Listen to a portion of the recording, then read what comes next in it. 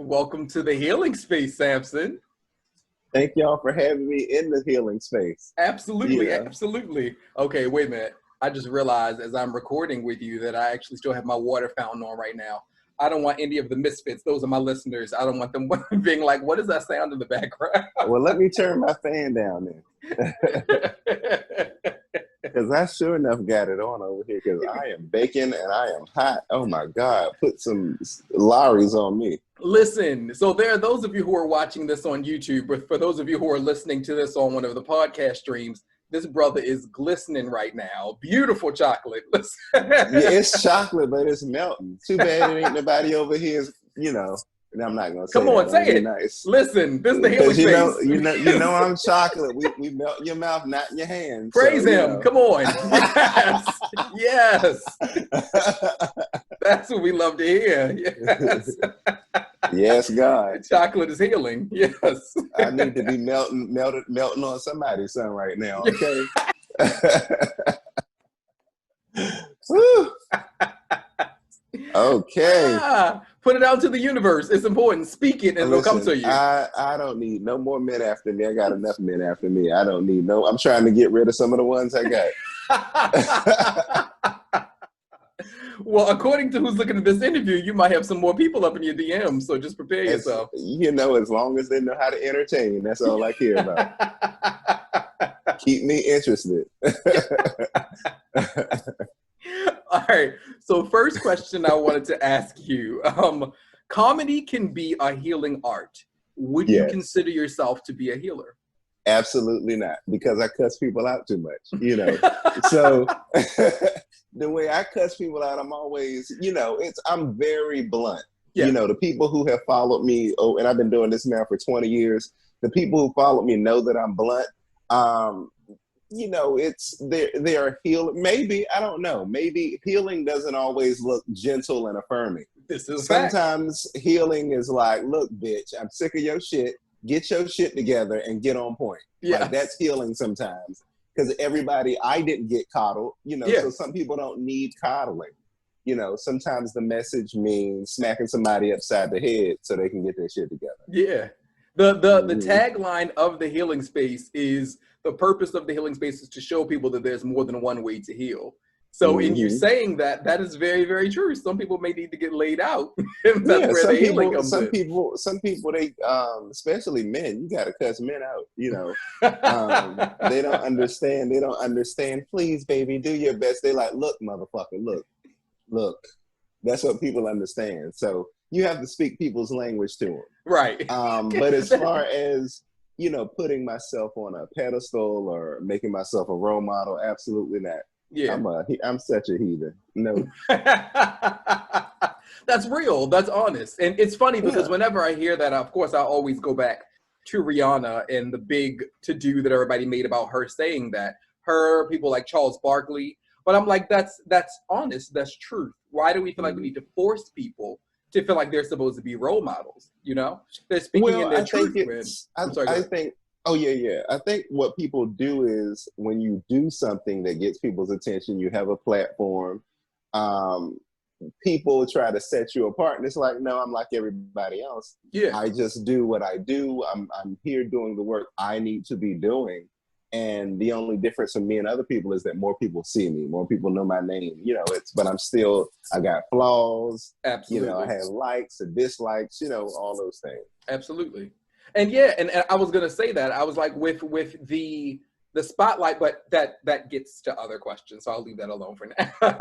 Because it touches very much on your celebrity and how you look in the face of Black and queer people, but we'll get to that. Okay. Yeah, and something else I was doing, I'm going to tell you this real quick. Yeah. Is for a long time, I wouldn't even date because I didn't want people to say, oh, I dated him, because, I didn't want the perception. And then I'm not getting any younger. Right. So I was like, let me get out here and start having fun with everybody else.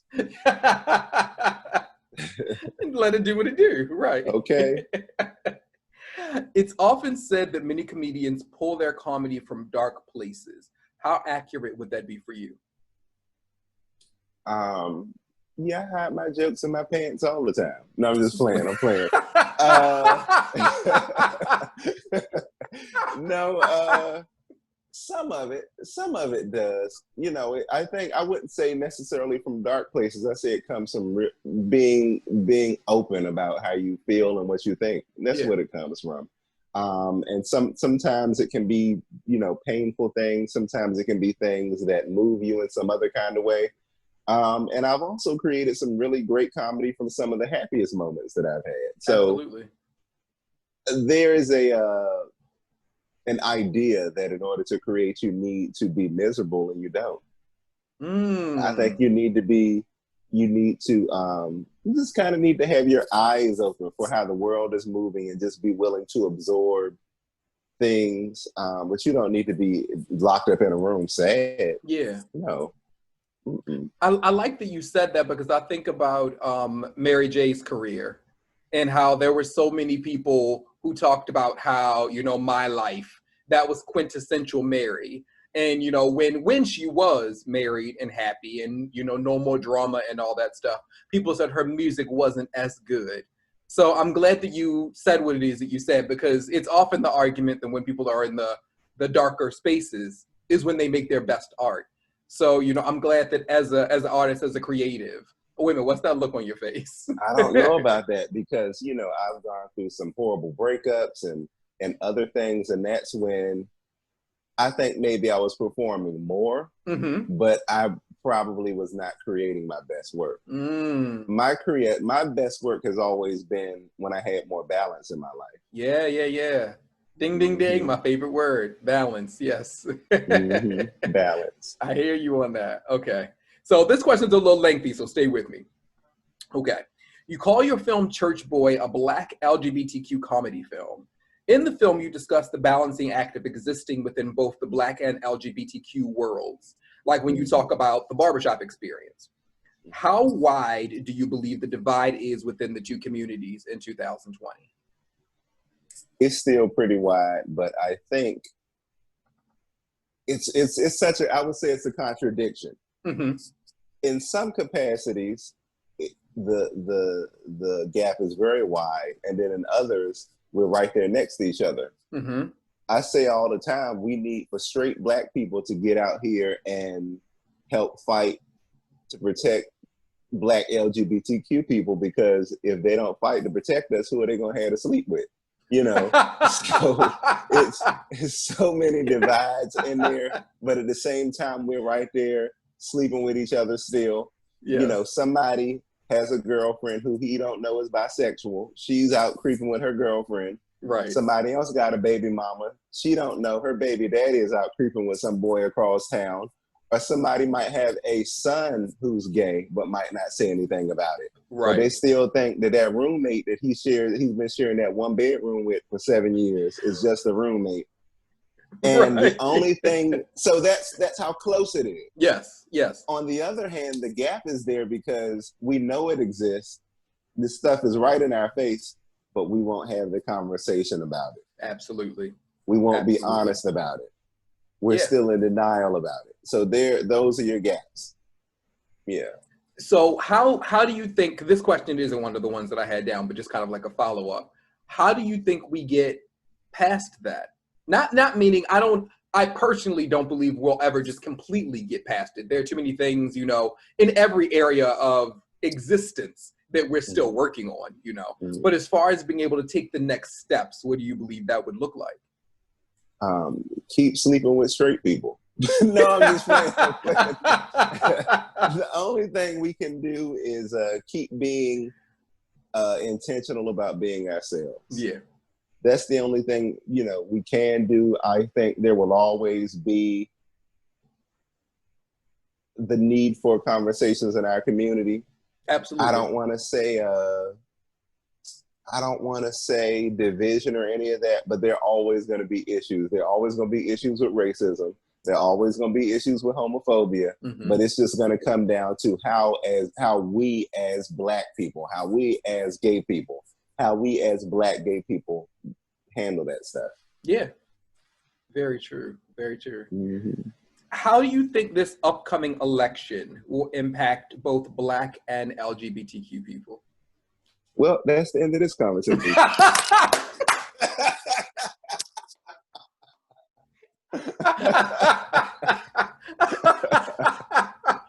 Oh my God.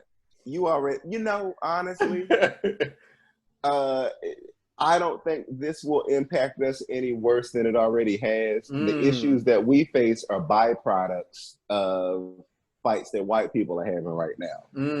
We're not who they're worried about. This fight that they're having, this is about white people who get to see now that they just as much niggas as we are.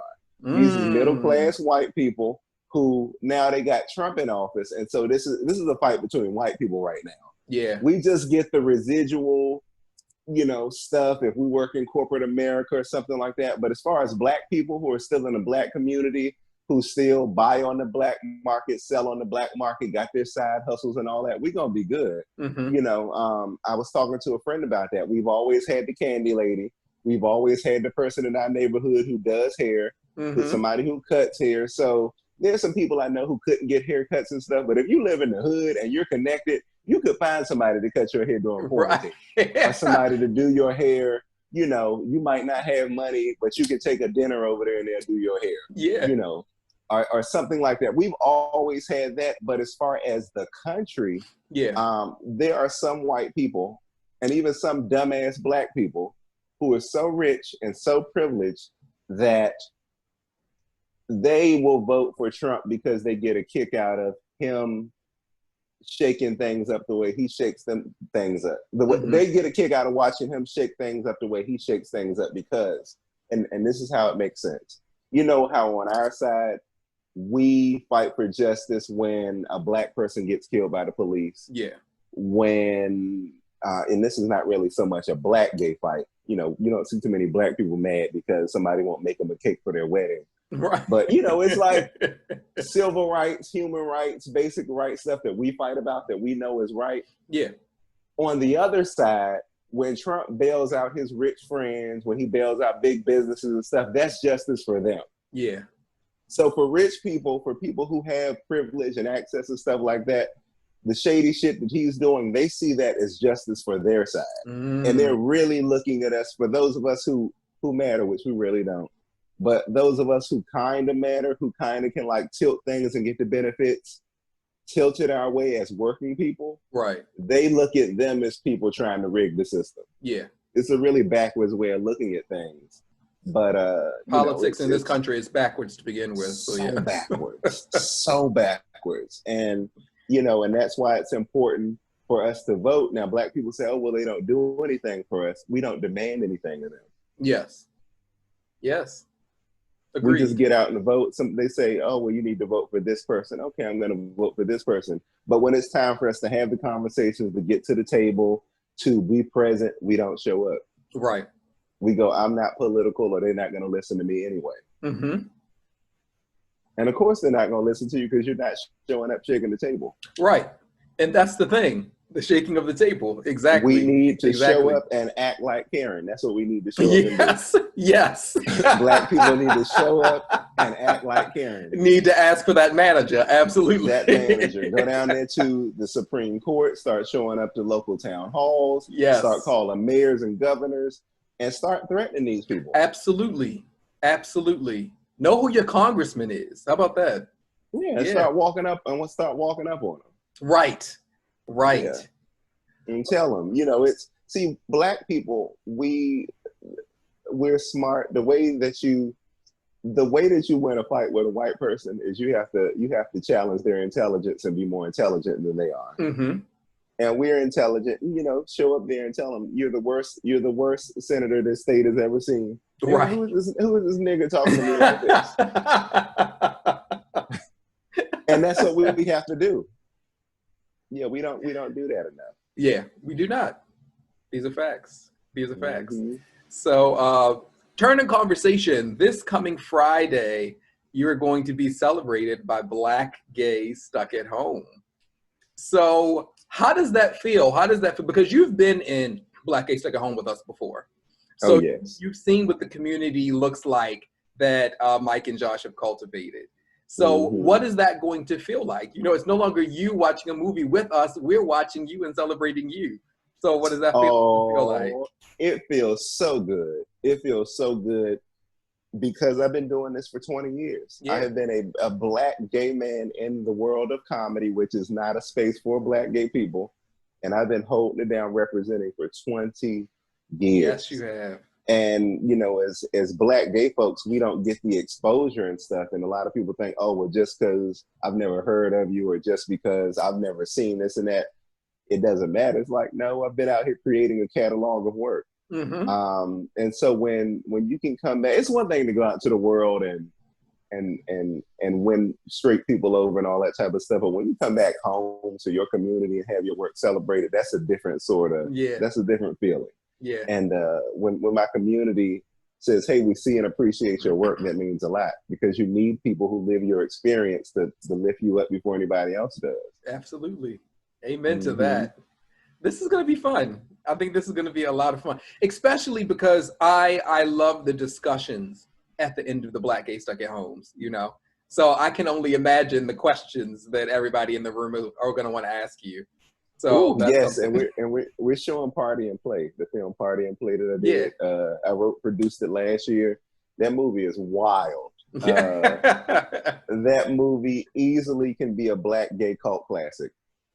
And I'm not just saying it because I wrote it. I'm saying it because I know what I looked at it. I took some of these edibles that I'm on right now. I took some of those edibles and I looked at it last night, and I was looking at it and I'm like, it really has the elements that a Friday or one of those types of movies would have for Black gay men. Yeah. It absolutely, and I'm not just saying it because I wrote it. I'm saying it because I love the craft so much, and that I'm so dedicated to it that we shot it and it came out like a classic. It's a classic film. I'm looking forward to this. I really am. It's when I tell you it's wild, it's wild. All right, so my last question for you. For right now, because Misfits, I've already told Sampson I would like for him to come back for a part 2. So just expect that already. Expect part 2. But yeah, I wanted to ask you, what does healing look like for you? Freedom. When I say freedom, it's because a lot of our healing is wrapped up in wanting acceptance from everybody else. So when you're able to experience life and live life the way you want to live it and find happiness doing that, that's healing. Yeah. Come on. I'm used to catching people off guard with some of my questions. I feel like you were ready for every single one. That's funny. Well, I don't know. I'm always on edge, so it's hard to catch me off guard. I was like okay. If you stood up right now and be like, I'm only dressed from my shirt up, and you stood up and I saw everything, I'd be like, well, shit, me too. You got to be ready. I'm always on edge. I'm always ready. Come on, always ready. Listen, yes. I'm not gonna lie, Misfits. There was a part of me that was like, hold up, what's about to happen? Woo, they wouldn't have been ready. We had to move this only to OnlyFans. I was like, I don't know if YouTube's gonna accept this. They would have. I'll be like, yes. They would have. I will kindly edit this out and keep this in my own collection. Yeah. Like, ram. So if the Misfits would like to walk with you, I say walk, not follow. If they would like to walk with you, where would they be able to find you on social media? So OnlyFans, you can go subscribe to my OnlyFans Indeed. I'm just playing. I'm playing. I thought about it. I was like, nah. I was going to do something, just have some sort of funny show on there. I was about to say, you honestly could still do it. Absolutely. Hey, I have friends who are porn actors, had them on there, and have like Sampson Presents and ask them questions, silly questions about sex and porn, and then let them do a whole sex scene. But my image, what people know me as, I've always been kind of like classy and wholesome, even though I talk shit about stuff. It's like people would still be like, hold on, I can't believe he did that. He's over there being a pick-me. And they're like, no, bitch, I'm over here making money. That's what I'm over here doing. Okay. To be honest, you could just tell comedy without a shirt on, because there are some people whose OnlyFans are literally just their feet, and that's it, and nothing else. I know. So I you know, really don't even have to get nasty. But I'm so much more than that. Not that anything is wrong with that, but Absolutely. if I was to do it, or if one of these little boys that I mess with were to share my nudes with the world, they're out there and they're beautiful. Speak. Let it be known. Yes. Then that would be something different, but I prefer not to put it out myself. Indeed. That was the classiest neck you just gave. So that's how I handle that. But and then of course when the gorgeous pictures are floating around, right, you let them float around, but you act like a victim. Oh my God, I can't believe sharing my nudes. I can't believe this. We had an understanding. You're like, oh, this is so. Be like, oh, did you see his ass? I know y'all did. But no, I'm so classy. But I am on Instagram at Sampson McCormick, SampsonMcCormick, and I'm on Twitter too. I don't know if people still use Twitter, but I tweet occasionally. Twitter is a different kind of crowd. So I'm on there at official Sampson on Twitter, Sampson McCormick on Instagram, and if you're on YouTube, I'm on YouTube. Absolutely. And also visit SampsonComedy.com. I have books. I've written 3 books. One of the books, Taboo Village, is featured in the library at the Harvard University Library. Come on. In Cambridge. Yeah, they use that to teach a class at Harvard University. Yes. And then I have 4 comedy albums, which you can find on Spotify, and 3 comedy specials out. So I got stuff out. We did A Different Direction with Daryl Stevens and Miss Laura Hayes, and Party and Play, which will be seen at Black Gay Stuck at Home. And yeah, I've done a lot of stuff. I've done a lot, and I'm still working on some stuff, and we're still trying to knock some stuff out before they shut everything down again this winter, because I do think around election season things are going to get crazy in some capacity. Well, listen, other than that part 2 that we have, know that you're welcome to come back to the healing space whenever. Promote whatever you want, whenever you want to. Absolutely. I would love that. Yes. I would really appreciate that. All right, Misfits, make sure that you go out and you learn more about Sampson. Support this brother. It is greatly appreciated. And we will be back with good news.